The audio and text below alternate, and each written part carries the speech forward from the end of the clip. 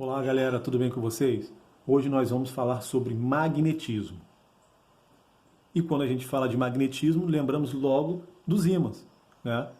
Um ímã tem a propriedade de criar à sua volta um campo magnético. O magnetismo refere-se ao estudo dos fenômenos relacionados aos ímãs. O ímã é algo que está até no nosso dia a dia. Então vamos entender um pouquinho o que é e como funciona um ímã. O ímã é um minério que tem a propriedade de atrair pedaços de ferro. A esse minério foi dado o nome de magnetita, por ser encontrado numa região chamada Magnésia, localizada na atual Turquia. Os ímãs possuem dois polos, que são denominados de polo norte e polo sul. Se tivermos dois ímãs próximos, observamos que polos de mesmo nome se repelem, ou seja, se afastam, e que polos de nomes diferentes se atraem. Quer dizer, polo norte repele, ou seja, afasta o polo norte. O polo sul repele, ou afasta o polo sul. Já o polo norte e o polo sul se atraem, por serem polos diferentes. Um determinado ímã cria no espaço em sua volta um campo magnético, que podemos representar pelas linhas de indução magnética. Essas linhas de indução atravessam de um polo a outro do ímã.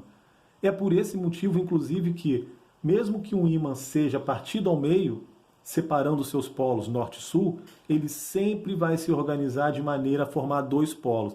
Então, se você quebra um ímã ao meio, você não vai ter só um polo em cada ímã, em cada pedaço, você vai ter, novamente, dois polos.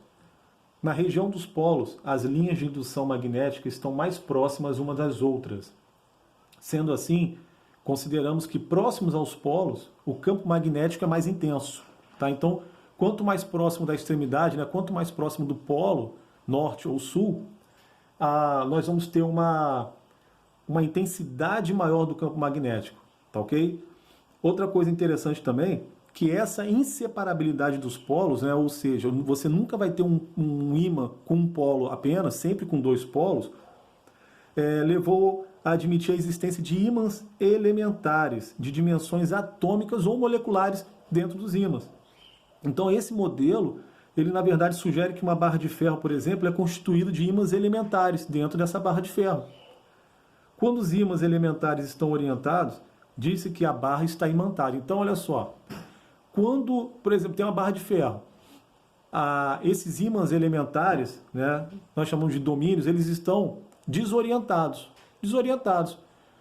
Quando eles estão orientados, vamos imaginar o seguinte, estão em forma, um ao lado do outro, em frente ao outro, certinho. Significa dizer que aquela barra de ferro, por exemplo, está imantada. Tá ok?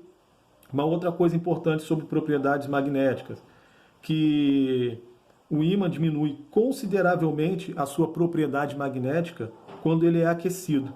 Tá ok? Porque o calor provoca o desarranjo na orientação desses ímãs elementares. Então, você tem um ímã. Se esse ímã for aquecido, esses ímãs elementares que estão de forma organizada dentro dele, o que vai acontecer com esses ímãs elementares? Eles vão se desorganizarem. Com essa desorganização, eles perdem o quê? A propriedade de ímã. Tá? Então, o calor diminui consideravelmente a propriedade magnética de um ímã. Tá?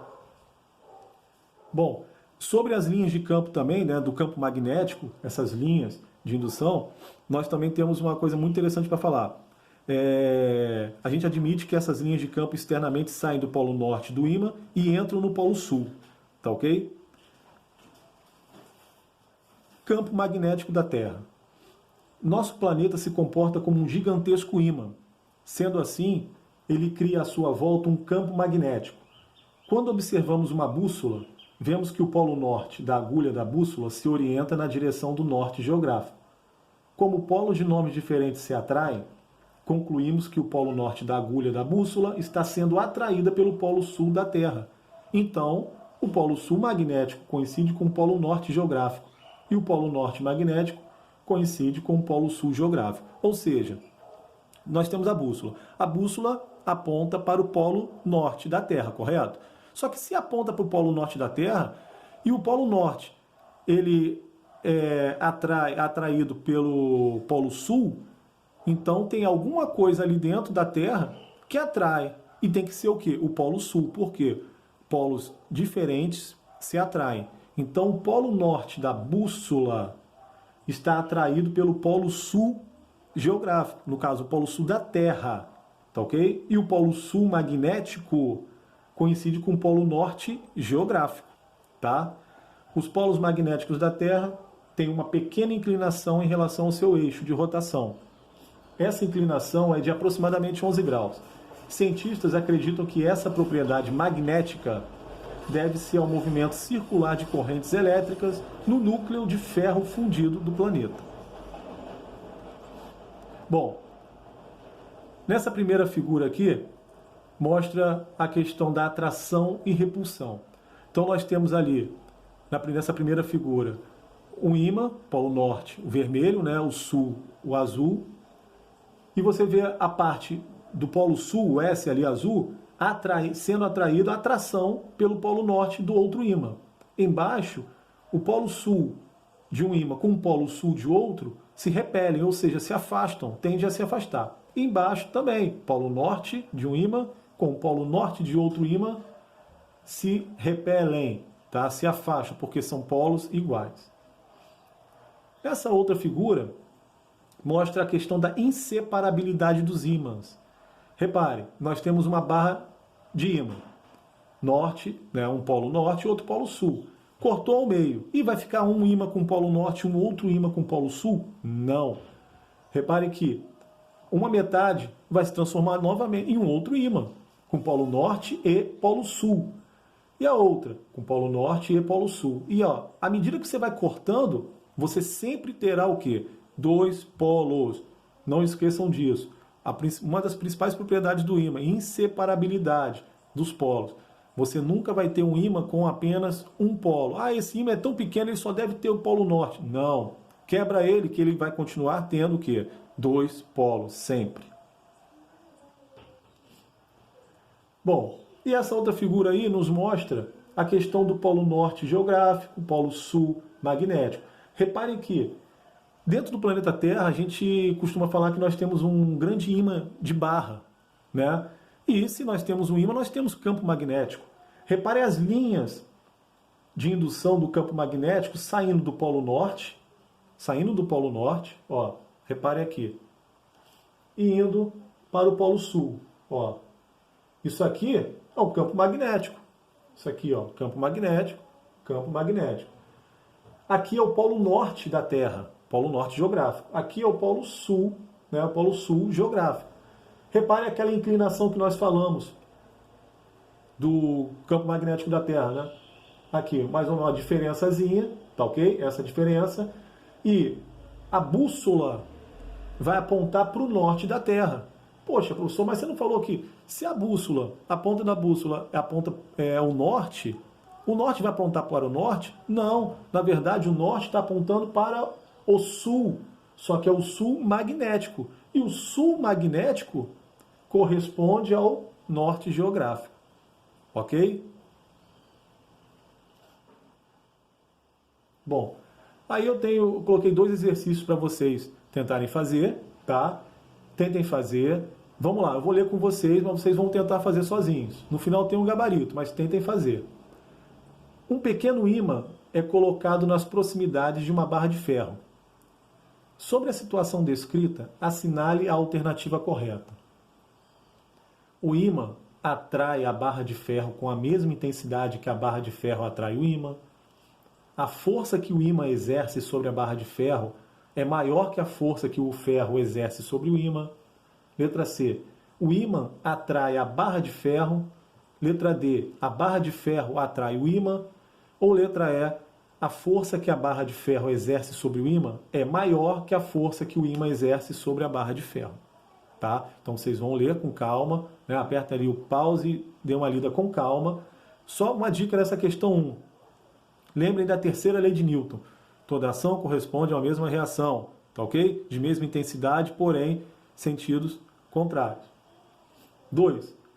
Sobre as propriedades do campo magnético, assinale a alternativa falsa. Letra A. As linhas de indução magnética emergem do polo norte magnético e adentram o polo sul magnético. As linhas de indução magnética são sempre abertas. Lembra? Só voltar naquela figura anterior, hein? A concentração de linhas de indução magnética está relacionada com a intensidade do campo magnético na região. Não é possível separar em nenhuma ocasião os polos norte e sul magnéticos. Então vocês vão ler com calma e vão marcar a alternativa falsa.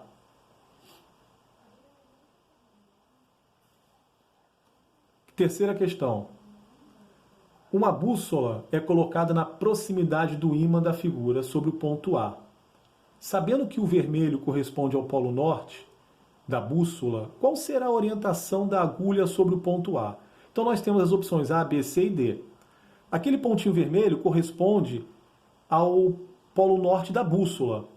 Se você colocar uma bússola no ponto A, nesse pontinho A aqui, para onde vai apontar esse polo norte da bússola? Ou seja, esse pontinho vermelho vai ficar orientado para onde? Aí você vai analisar as opções. Lembrando que polos diferentes se atraem, ok? 4. Um professor de física mostra aos seus alunos 3 barras de metal AB, CD e F, que podem ou não estar magnetizados. Com elas, faz 3 experiências que consistem em aproximá-las e observar o efeito de atração e ou a repulsão, registrado na tabela a seguir. Então ele colocou aqui, ó, na tabela, a barra de metal AB em contato com CD. Olha só, ponto B com C, ocorreu atração. Bom, aí você, se ocorreu atração, aí você já vai marcando aí o que pode ter, o que pode ser o B, o polo B, o que pode ser o C, enfim. Lembrando que podem ou não estar magnetizados. Ele fez AB com DC, ocorreu atração também, entre B e D. E ele fez CD com EF, e ele viu que ocorreu a repulsão. E agora? Após o experimento, e admitindo que cada letra pode corresponder a um único polo magnético, seus alunos concluíram que, letra A, somente a barra CD é ímã. Letra B, somente as barras CD e EF são ímãs. Letra C, somente as barras AB e EF são ímãs. Letra D, somente as barras AB e CD são ímãs. E letra E, AB, CD e EF são ímãs.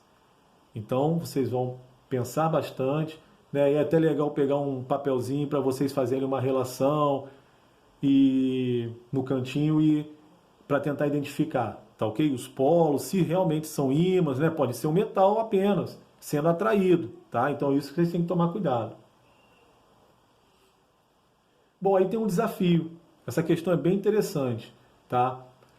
Eu tenho um ímã em forma de barra, né? Vocês podem ver no desenho, com seus polos norte e sul.